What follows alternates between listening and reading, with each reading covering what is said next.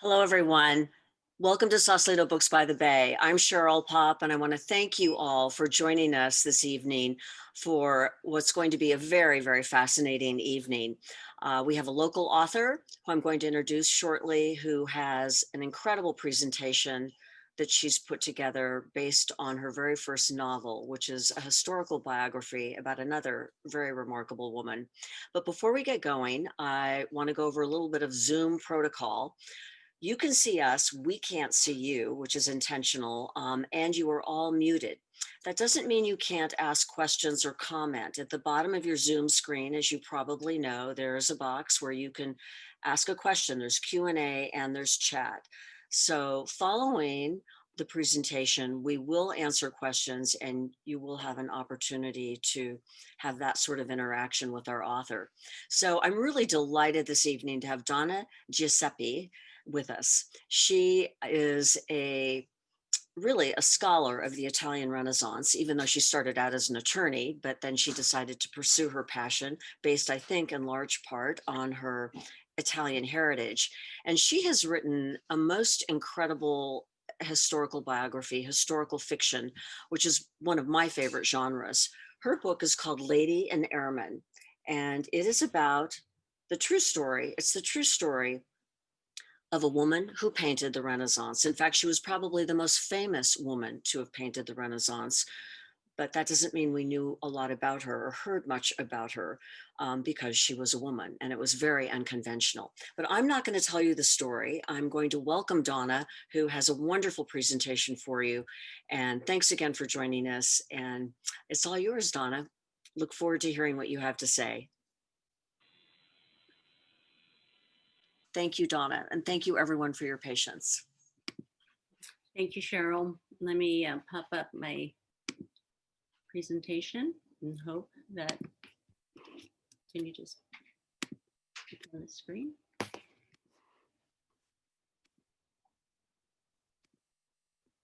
Here we go. Can everybody see that? Is that working? Yes, it's perfect. So tech. I spent many years researching a 16th century artist to find an historic woman to help insert her story into our current world narrative. And tech is not my forte, so it's pretty ironic that the presentations always start with some sort of tech issue, but that's our moment. And now we find ourselves in this really crucial, poignant moment in our history.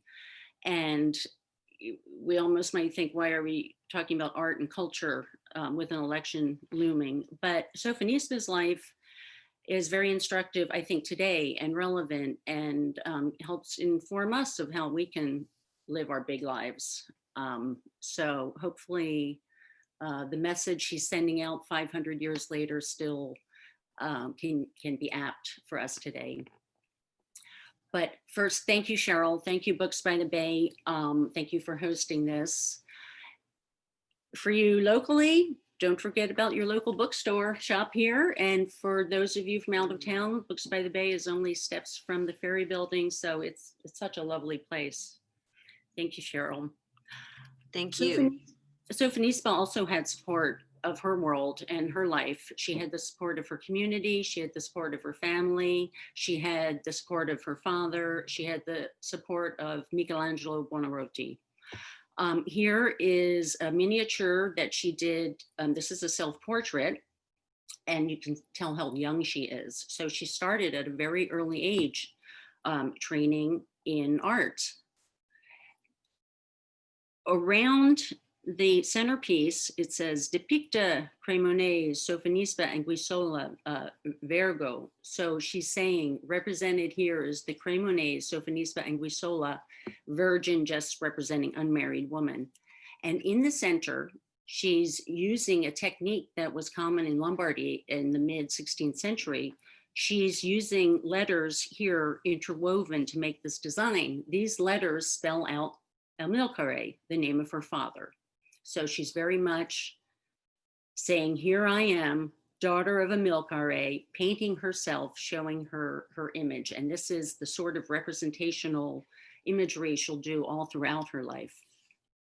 But just to get a sense of the scale of this miniature, It's about the size of my forehead. It exists at the Boston Museum of Fine Art, and that's where I had the chance to view it. Sofonisba grew up in Cremona, Lombardy. It's by car about an hour outside of Milan, an historic region. You can see in this church is where the opening scene of the novel takes place, and on the side of the building here you can see Via Francesco Sforza. The Sforza dynasty were the powerful dynasty that ruled Lombardy just prior to when France invaded and took over. And then a few decades after that, Spain defeated France and took over Lombardy. So when Sofonisba was growing up, a Spanish governor sat in Milan and ruled over Lombardy. And so they were vassals of the Spanish king. At the time when she was growing up, it was Charles V and then Philip II, each of them the most powerful monarch in Europe during the era. So they lived under the jurisdiction of this very powerful monarch. But in her era, the churches were being covered with this sweeping, dripping Mannerist art. And if you go into one of the Cremona churches today, you'll see no white space. It's completely covered in these figures. Beautifully done. This coming after the legacy of Michelangelo and the muscles and mannerism, but also in an era that was celebrating the portraiture of Leonardo da Vinci. So just to give a timeline to put it in perspective, so Leonardo was in her region about a generation and a half before Sofonisba. She was contemporary with an elderly Michelangelo, and Michelangelo mentored her through a series of letters. She was almost exactly contemporary with Elizabeth I, but Sofonisba outlives her by more than 20 years. Elizabeth was coronated the year Sofonisba is called to go to the court, the Spanish court. And then you see that she was born about 30 years before William Shakespeare, and then outlives him by a good 10 years, showing that the Mediterranean diet was as healthy then as it is now. This is the balcony of her house in Cremona, which is essentially the second scene in the novel. And you can envision all of this, the Anguissola sisters, there were 6 of them crowded on the balcony trying to get a view of the prince's parade that was traveling underneath, just below the balcony. Cremona presently acknowledges Sofonisba and their family. This plaque is on the house where she lived. In this dimora, in this home, lived the noble Anguissola. They were residents in the 16th century, the daughters of Amilcar and Bianca. The plaque lists all the sisters, Sofonisba, Elena, Lucia, Minerva, Europa, and Anna Maria. It does not list the one son of the family, who would have been the family heir. And it shows that she was in the 16th century when Sofonisba was known and called to the court of Philip II, King of Spain, and she reached international fame. This is a meta slide. This is Ferrante Anguissola, the living heir to the family patrimony, standing in front of the family portrait that Sofonisba painted in the mid-16th century. This is Sofonisba's father, Amilcar, and he's got a very kind, pleasant face, so I've portrayed him that way in the novel. This is one of her sisters representing them all, and the son representing the heir of the family and the loyal dog. This photo I took about a year ago now in Madrid at the Prado Museum. The Prado did a beautiful exhibit of Sofonisba's work along with the work of Lavinia Fontana. There were 57 pieces by Sofonisba. It was beautifully done, and I was very happy to have the chance to view the exhibit along with Ferrante. There we were very excited to have her honored in that way. And the Prado did a beautiful job. Here's an example of the marketing they did for the exhibit. And I just fell in love with this painting. The image on this poster is a painting she did in 1558. It lives in the Colonna Gallery in Rome, if you ever get the chance to see it. I fell in love with it so much that for the second edition of my book, which came out this past March, I changed the cover to have that painting on it because I just loved that self-portrait that that they showed at the Prado exhibit. I started my research on Sofonisba in graduate school at San Francisco State and had the opportunity to present along with Maria Cuscia in Palermo in 2008. Maria Cuscia is a renowned expert on the life of Sofonisba, and she's meticulously compared all of Sofonisba's art with her competition at the time. Maria Cuscia no longer lives, but her work lives on, and she was a formative scholar of Sofonisba. So I am a devotee of Maria Cuscia's work, and I follow her conclusions in attributions. Sofonisba's work is not all signed. Some of it is, much of it isn't. And so many of her attributions are debated even today. And scholars differ as to some of the attributions, but a large body of her work is known. This is a known painting, a self-portrait of Sofonisba, and you can see the seriousness in her face. You see she represents herself as a serious scholar, but you see her at a piano. So just as the little miniature I started with showed that she spoke Latin, she could read Latin, she was educated, she also is showing that she's cultured, as were her sisters. This is a painting from one of her sisters, Europa. Here's a painting from her sister Lucia. So all of the sisters were talented and educated and had experience. And here's a beautiful double portrait that Sofonisba did. This is in the Pinacoteca of Siena, a lovely museum worth seeing. In this, she's showing Bernardino Campi, who was the master painter who trained her, and she's showing Campi painting her, and yet it's her face that pops out. It's Sofonisba that's really calling out of the painting. So I like to call this painting Sofonisba surpasses her master, because she's showing how she's springing forward. She did this in 1559, the year she was called to the Spanish court. So it is most likely a painting where she's thanking him for having trained her. And also she's showing off that she has this background. She's showing off that she has this training. Sofonisba was not modest. She, in self-portrait after self-portrait, she is saying, I am present and look at me. Just give a little theory of the era and the legacy that Leonardo da Vinci left in her region that she worked off of.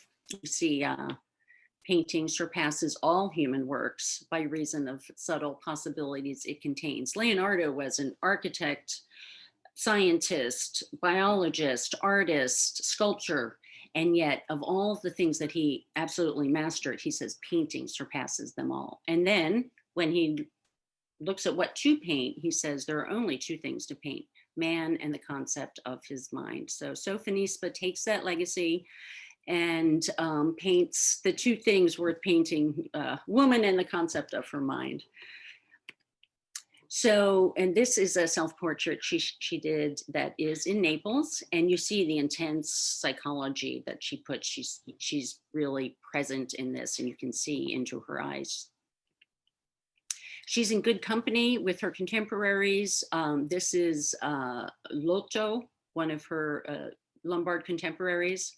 This is Giovan Battista Moroni, another contemporary, and they're all working off this legacy from Leonardo da Vinci to show portraiture and just show the soul through the intensity of the face. Here is a 4-person grouping, and yet the faces are all popping. But this is one of her acknowledged masterpieces. It's from 1555, and this painting became famous all throughout Europe. It also has been the face of the coronavirus. This painting has been on the Wall Street Journal, the New York Times, many other paintings as the face of gaming and the face of how to keep yourself occupied at home. And it's lovely to see that she has relevance in that way. Now, also, the winning player has this victorious look on her face while her competition protests and the little sister laughs. She has taken the queen early, and there's a whole narrative in there which I portray in the novel. So Sofonisba is speaking not just through the beauty of the painting and the beauty of the imagery and the facial imagery, but also the narrative that's playing out in the chess game. So she was very intelligent, and she thought representationally, and she put that in her art. This is a drawing that is in the Capo di Monte di Naples. This she drew at the request of and for Michelangelo Buonarroti. And this painting has been confused as a Michelangelo, and it has been passed down through history side by side with a Michelangelo. It was a lovely exchange between the letters being written by Sofonisba's father and Michelangelo. And this is the drawing that we know of, and there may have been more that they exchanged. So after her talents became known, she became famous throughout Italy. The legendary art historian Giorgio Vasari writes about her. She's in Lives of the Artists, one of the few women in Lives of the Artists. She had this renown working with Michelangelo, renowned throughout Lombardy. The dukes and duchesses were calling upon her. She paints this painting in 1559, just after being called, due to this fame that grew, she was called to the court of Philip II in Spain to be a lady in waiting to his new bride, Isabelle de Valois, who was a French princess, daughter of Henry II and Catherine de' Medici, who was arranged in marriage to the Spanish king. She's a treaty bride. Isabelle de Valois represents a new peace between long warring France and Spain. And when they reach a peace treaty, Isabel is given in marriage to the king as a bond of this treaty. Sofonisba is called to the court, and she paints this before she leaves. I love that it also represents the breadth of Sofonisba's work, because we've seen her do portraiture, we've seen how she inscribes her intelligence and knowledge of and her literacy in her paintings. But this is a very atypical Virgin Mary. She's got big hair, big forehead, big eyes, big bust. She's reclining. She's the main focal point of the painting. Joseph is receding in the background. We don't even pay too much attention to Jesus. We're seeing Mary. Now here's a typical example during her era. Mary is modest, eyes cast down. The beauty of the cape jumps out more than like Mary's presence. Or Michelangelo's Pietà, where Mary is fully consumed with her son on her lap, and they represent a full circle. It's not Mary that pops out, but the two of them in unison. Whereas Sofonisba shows this sexy Madonna. And so I really think she's showing her range, and she's being experimental as well. Now, a good 20, 25 years before this, Camillo Boccancino did a similar rendition, but his does not pop the same way, doesn't have the same degree of color. So I went to Italy. This painting is in Bergamo. I went to see it around 2010. And when I arrived, discovered that the Carrara Museum was closed. It had just closed 2 days prior to my arrival and was to be closed for 2 years for a remodel. So disheartened, I sat at the entryway with my head in hand, so disappointed because I had been in Milan 2 days prior. I could have caught the last day of the museum before it closed. And the security guard noticed me, came to me and asked what was my concern. I told her I was there to see Sofonisba painting, and her response was, Sofonisba, she is my favorite. Let me make a call. So she makes a call. She's on the phone speaking very fast Italian that I can't understand. She invites me up. I go up. I'm in the curator's office. There's a long discussion I'm hearing between them. So much talking, and I don't understand what's going on. And all of a sudden, the door opens, and they bring down the painting, and they hand me this signed and dated painting by Sofonisba Anguissola. So that was one of the thrilling points of my research.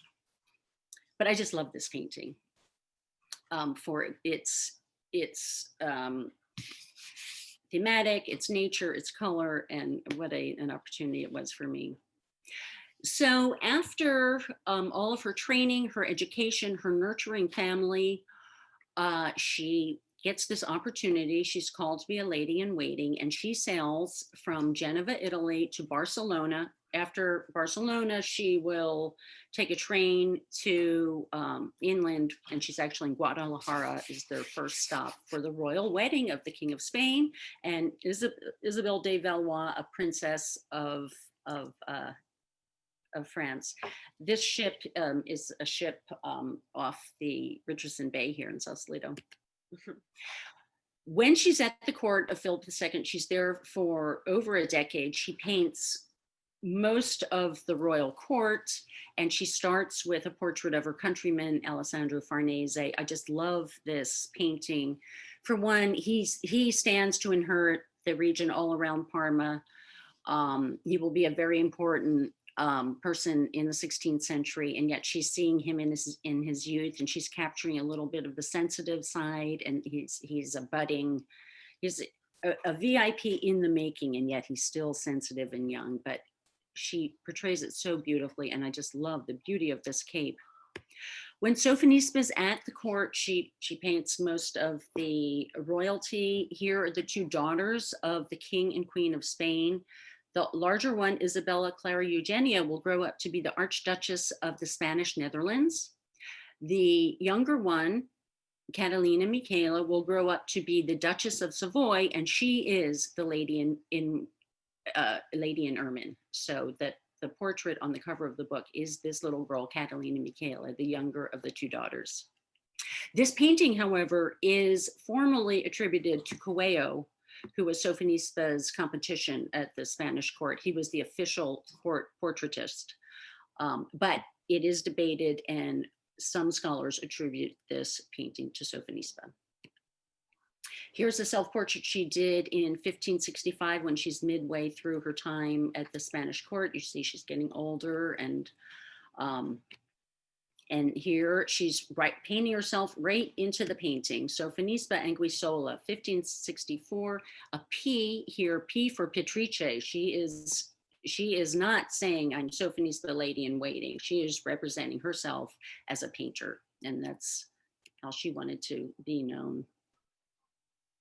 So you can see the intensity of the portrait, the facial, and how she's importing the legacy of Leonardo da Vinci and the intensity, the psychology of portraiture. She is importing it to the heart of the Spanish Habsburg Empire. And that's one way in which Sofonisba was historically more influential than many of the more famous men around her, because she was the one who was, as lady in waiting, got to be in the heart of the Spanish court. So she's a larger exporter of the Lombard style than her contemporaries Morone or Lotto. So after her long, successful, exciting time at the Spanish court, where there's so much drama that I don't want to spoil, it's embedded in the novel, she takes another long voyage, this time from Barcelona to the island of Sicily, where she will be arranged in marriage to a Spanish prince, the second son of the Moncada dynasty. and here's a church from the town of Paterno where she lived. And here is a painting that she did in honor of her husband, Fabrizio, who actually was killed at sea by pirates while they were married. So after an incredibly interesting and eventful time in Sicily, she takes yet another long voyage to return home to her home region of Cremona. But en route, the vessel is shipwrecked on the Tuscan coast, where she will then fall into the territory of Francesco de' Medici, the wealthiest man in all of Europe, and she will be his official guest for a period of around 4 months, during which time she paints both Francesco de' Medici and his daughter, here shown. This is Eleonora de' Medici. This beautiful portrait is at the Lazzaro Gallery in Madrid. And the portrait of Francesco de' Medici was auctioned in 2012 by Sotheby's. Here's a close-up, and you know, this little girl was 12 years old. Her mother had recently died. Her father was living with his lover, Bianca, and she was a woman who was roundly disliked in Florence. And so I refer to this portrait as the sad girl. I think Eleanor was in a sad situation when she was young, but she grows up. In this photo, we see her as the Duchess of Mantua, a very important figure. Here is her home, her backyard in Mantua. And she will be influential as the patroness of both Peter Paul Rubens and Anthony van Dyck. Peter Paul Rubens will stay with her for a period of years in the early 17th century, at a time when Sophonisba is living in Genova. And it is inconceivable that Peter Paul Rubens would come to Italy to learn of the masters and not go and meet Sophonisba, who was a mere day's ride away. Particularly when Sophonisba had painted Rubens' patroness, Eleonora de' Medici, both as a young girl and as a woman. Here's a compilation of some of the beautiful faces that Sophonisba has portrayed. So this is Sophonisba as a young girl, and here's Sophonisba as a young girl. There's Catalina Michela around the age of 18 when she's off to become the Duchess of Savoy, and then in her late 20s as Lady in Ermine. Here is Eleonora de' Medici, the sad girl. And then Sophonisba at her mid-time at court. This is the husband of Catalina Michela, the Duke of Savoy. So the Duchess and the Duke of Savoy were also patrons of Anthony van Dyck, who will seek out Sophonisba. Because after Sophonisba now has lived in all of these places and had all of these major voyages, she will then, at the age of 80, sail again from northern Italy down to Sicily and live out her final 10 years of her life in Sicily.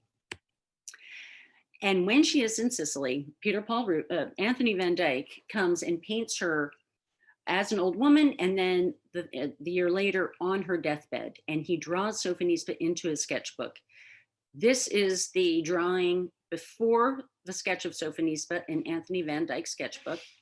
This is the drawing after his sketch of Sophonisba in Anthony van Dyck's sketchbook. This sketchbook is in the British Museum.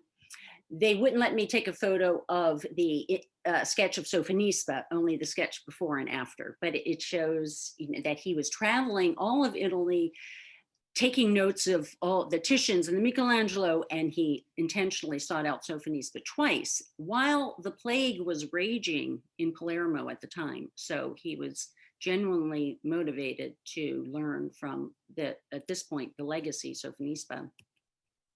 Sophonisba is now buried in Palermo at the Church of the Genovese. And, you know, I like to think that she started with the training of this intense psychological portraiture and the legacy of Leonardo da Vinci that she's pulling out of the 14th century into the entire 15th century, where she is embracing the genre of portraiture and also the Mannerist tradition of Michelangelo that also is in her era. But she pulls forward all of this mastery into the 17th century when she becomes the mentor of Peter Paul Rubens and Anthony van Dyck. So we can really see how her left hand is reaching back into the 15th century, her life spans the 16th century, and her right hand reaches into the 17th century. So this woman, in addition to importing Lombard style to the heart of the Spanish Empire, spans the entire 16th century and promotes the styles that were popular then, and is a mentor to others the way Michelangelo was to her. So one thing I draw from Sofonisba's life, and I think can give us encouragement now and optimism now, is that in a world where women's opportunities were limited, and in a time that we thought of as women not doing anything, we can see actually that here this young woman had the support of her family, she had the support of her community, she was educated and trained, and what an impact she made on history. And so I think the lesson that we can take is that when society supports its girls, the entire society is lifted up. And we can draw that message from Sofonisba's life. Thank you. Thank you, Donna. Thank you. That was fabulous. I think, I don't know how many of you have read the book. I have, and it is a remarkable epic saga of this truly incredible woman. I mean, not only did she accomplish so much in her lifetime, but she was actually recognized in her lifetime, which often did not happen to female artists because it was very unconventional. And one thing that you really get from reading this was how she really defied convention and was very fortunate that her family, particularly her father, was so supportive of her and promoted her education and her art. And then she was very fortunate to have these great, the mentors, whether it was Michelangelo or Vasari. And then she also had great patrons, the King of Spain and the Medicis. But you really do get a sense of how difficult it was to be a woman who wanted to paint in those days. And it's also a great portrait of that whole Renaissance landscape, not just the art, but the history, the plague, the court intrigue, the scandal. Donna does a great job portraying all of that, but we don't want to tell you too much because it would spoil the book. So I'm going to, this is a good time if anyone has questions. You can just drop them into your Q&A. And I'll give you a couple minutes to do that. But I know I've got some questions if no one else does. How long did you actually research this book? Because there's so much. I mean, you've covered her entire lifetime, not just, some historical fiction is just 10 or 20 years, but this is her 88, 90 years. I started a master's program at San Francisco State with the express purpose. I had a one-line application essay. I wanted to find a woman in history whose reputation deserved to be known. And so I was scouting out to find a woman whose story ought to be told. So research pretty much was the span of graduate school, which took my 2 years master program. I was raising children, so I took 5 years to do it. Probably the last 3 years of that was completely dedicated to Sofonisba. So I completely over-researched her life. If you think the book has historical details, that represents just like 5% of what I wanted to put in there. The first draft of the novel was 720 pages. So all of my editing was to winnow that down to a more readable page limit. So. Well, it's very readable and it's very compelling. I read a lot of books, as everyone knows, and this one kept me up at night. I'd keep going till 1 or 2 o'clock in the morning and go, no, put it down, put it down. So, but you did do a great job of condensing so much history. And I mean, it could have been a 700, 800 page book easily, but I think it's a great portrait the way it is. Um, Another question, when was she more, after her death, it would seem that she just sort of disappeared from history. And I know some of her work was attributed to Greco and some of these other artists at the time. When was there a Sofonista revival? When did she become known again? Well, she was always known. In fact, in the Philadelphia Museum, there's a sketch by an 18th century Englishman. He's sketching a work by Sofonisba. And then in the 1920s, there was an article in the Burlington magazine attributing a painting by Sophonisbas. But she's Hmm. always been known, but Hmm. really under the radar. In the 1980s, with the big quest, largely by feminists, to find women in history, her legacy was rediscovered and promoted. But simultaneously, her family, in her the Anguissola heirs, began doing research about their namesake, and those two research efforts coincided. So in the 80s, things really picked up. Um, and then there is a book, Sofonisa Anguissola e le sue sorelle. It's a catalog of all of her work with incredible articles on her Mm. life. That was published twice, 1987 and 1992. So from that, a lot more scholarship was Mm. pursued. So 80s and 90s, but she's still there. There are people who don't know of her work. She certainly doesn't have the renown that Michelangelo has, or Leonardo, or Titian. But in 2019, with this Prado exhibit, it really helped bring up her profile all the more. So I think, the engine is really kicking now. And I was, it was like the hand of fate or something, serendipity, that my novel came out the very year that the Prado was doing this major exhibit. So that was just a nice coincidence. Other than the two books that you mentioned, and maybe there's a catalog from the Prado exhibit all those years ago, where's the best place to go to see her work? It's so evocative. I mean, it really is so incredible. Well, if you mean live work or Well, both. Yeah. I'm sure that you can so find it online. If you're in California, the San Diego Museum of Art has a beautiful portrait of a Spanish prince. It's in this striking, vibrant green, um, down in Balboa Park in San Diego. So that would be the closest to us. Um, there is a painting in Milwaukee at the Milwaukee Art Museum. There's a painting in Baltimore. There are two pieces in Miami. There are two pieces in Boston. But there are her artwork is all throughout Italy. The chess game resides in Poland. The Queen of England owns a piece of hers.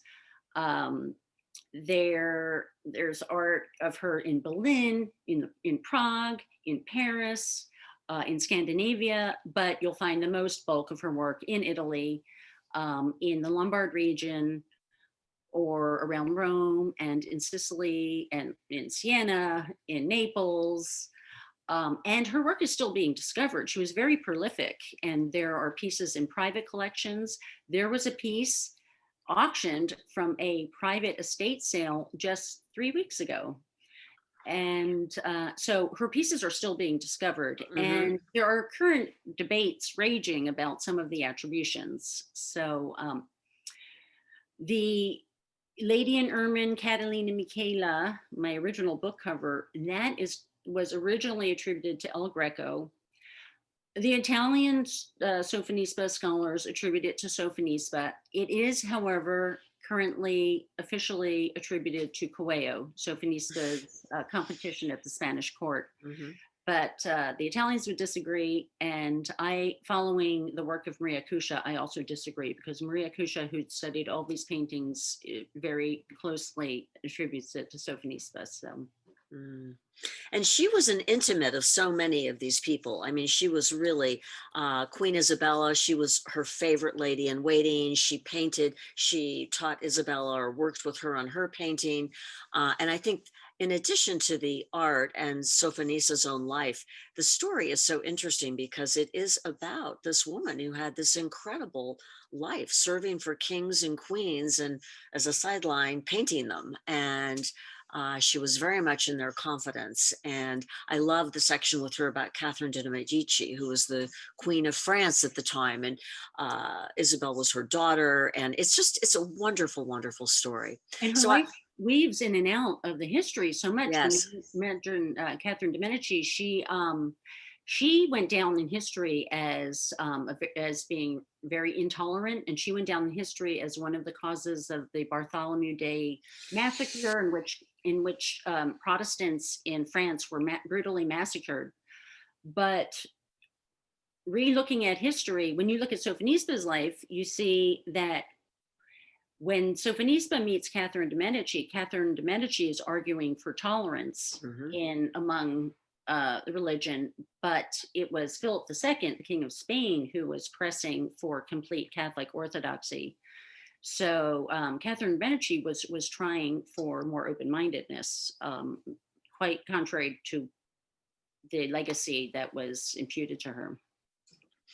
Okay, this is a great question from Marinda Lobo. How many times did you visit Italy for your research, and how helpful was your knowledge of Italian language? I don't think I can accurately say how many trips, because there were trips we took for vacations, trips we took to meet family, and trips I took for research. And I'm constantly thinking about Sophonisba, so every trip um, was research, but easily, specifically, probably 5 trips specifically to see paintings or go to the archives, but probably more like 12 visits over time. My Italian got much better doing the research, but my Italian particularly got better when we had this opportunity to buy the house where my grandmother was born in Abruzzo. In the Abruzzo region, it's off the beaten track. It's a beautiful place. It's considered the green region of Europe. And not a lot of English is spoken there. So trips to Abruzzo were good for my Italian language development. Several questions about do you have any future endeavors to bring Sofonisa into any other medium, a film perhaps? Are you planning? It could be a movie. Having read the book, I think it could easily be a movie. Um, but what are your thoughts? What are your plans? I am on the third draft of a screenplay, and I Mm. absolutely want to see her on the big screen. So I'm ready to make this movie. I'm looking for a producer. You know, I'm trying to think, are there any other there are really no other famous female painters, artists in that era, correct? Well, there's I'm trying to think. Artemisia Gentileschi, there's Lavinia Fontana, um, there is a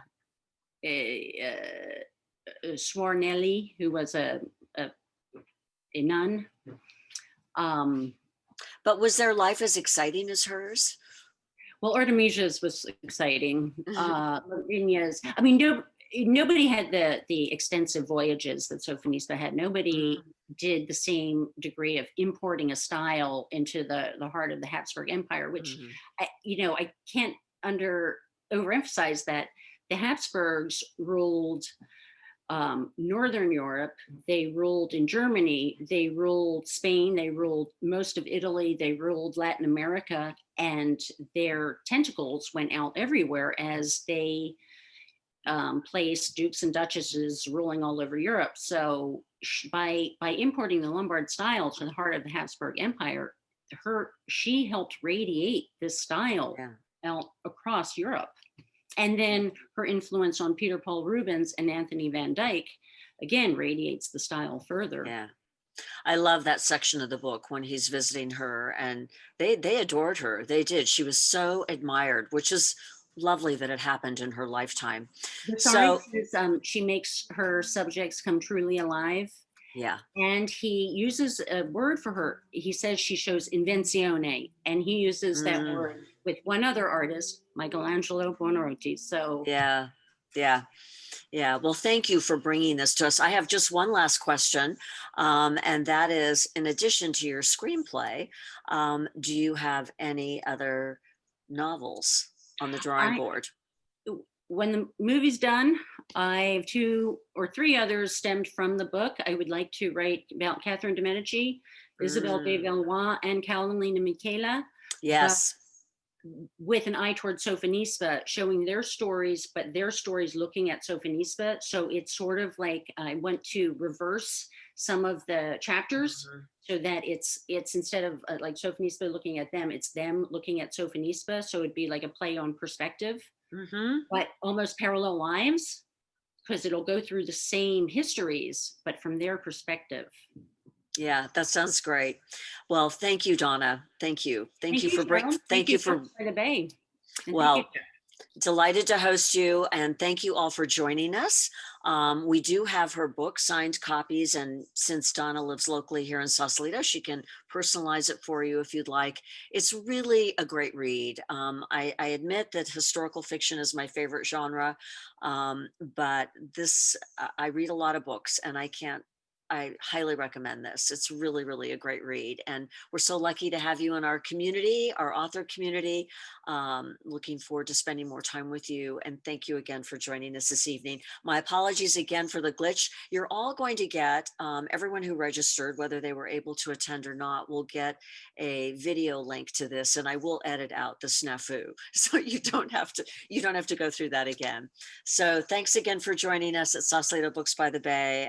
We look forward to seeing you soon. Good night, everyone, and be well and take care. Cheryl. Good night.